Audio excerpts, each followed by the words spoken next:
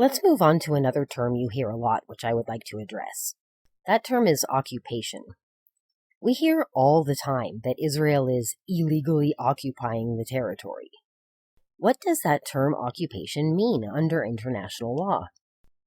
Well, it has a very specific definition, as do all legal terms. Occupation is when a sovereign inhabits an area which belongs to another sovereign. Now, this is important. Since international law is based on treaties between sovereigns, only a sovereign, another legal term with a particular legal criteria, can have title to a territory. This issue is covered in much greater detail in part 1 of this video series. It is important to remember that military occupations are quite common throughout history, and there are numerous contemporary occupations which currently remain in effect. With regard specifically to the so-called West Bank and Gaza, however, the term occupation simply does not apply. I know you have most likely heard otherwise, but allow me to explain why these areas cannot possibly fall into such a category. The requirement for occupation is 2 sovereign powers, also known as high contracting parties.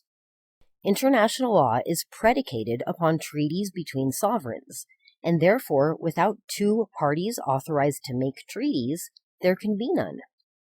No other sovereign exists in the case of the so-called Palestinian territories. Jordan and Egypt both gave up any claim to the land when they signed peace treaties, and the Palestinians have not yet fulfilled the prerequisites of statehood.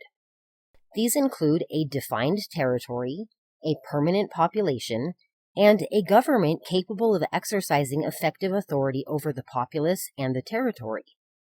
There is also an obligation of states to peaceful coexistence, which implies, among other things, that states have the duty to refrain from intervention in the internal or external affairs of other states, from using their territory or allowing it to be used for activities that violate the rights of other states or form a threat to international peace and security, and to comply with obligations imposed on them by international law in accordance with the principle of good faith, such as respecting human rights on their territory.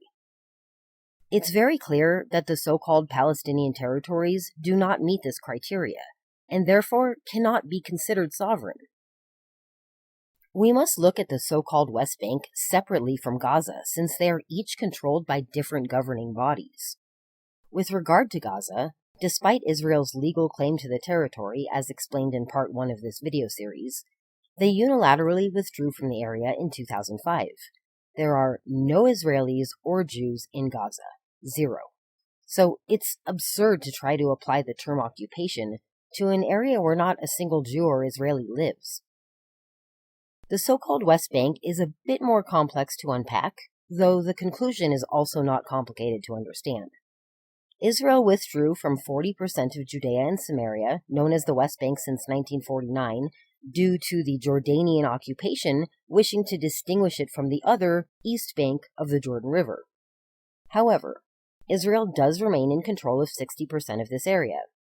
As I said earlier, this is due to this division having been agreed upon at the Oslo Accords in 1995, because those territories are still under dispute. How did they become under dispute in the first place? On the day Israel declared independence in 1948, the armies of 5 Arab states, Jordan, Syria, Lebanon, Egypt, and Iraq, all attacked the brand new Jewish state, and despite not being even a day old, the Israelis managed to keep the Arabs from destroying them and pushed their armies back to what's now known as the Green Line. It is called the Green Line because when the armistice was negotiated, a green marker was used to draw the line on a map. Prior to that line being drawn, no such place as the West Bank had ever existed. It had been known for thousands of years as Judea and Samaria. For the next 19 years, the sovereign known as Jordan occupied the newly labeled West Bank, and the sovereign known as Egypt occupied Gaza. Then, in 1967, Israel was forced to fight another war of aggression by a coalition of Arab countries. At the end of that war, which lasted only 6 days despite the Israelis being hugely outnumbered, Israel managed to gain back Judea and Samaria from Jordan, as well as Gaza, plus the entire Sinai Peninsula from Egypt, an area which alone is larger than current Israel is now. When Israel and Egypt signed a peace treaty in 1982, Israel gave back the entire Sinai Peninsula, leaving billions of dollars worth of infrastructure that had been built. So again, we see how absurd a statement it is to say that Israel is somehow illegally occupying this area. The last point I want to make about the quote-unquote occupation of the West Bank is that Israel does have the right to defend itself, and that includes defensible borders according to the United Nations. So here's a short video that explains it much better than I could, why Israel must continue to hold those areas of the West Bank in order to have defensible borders.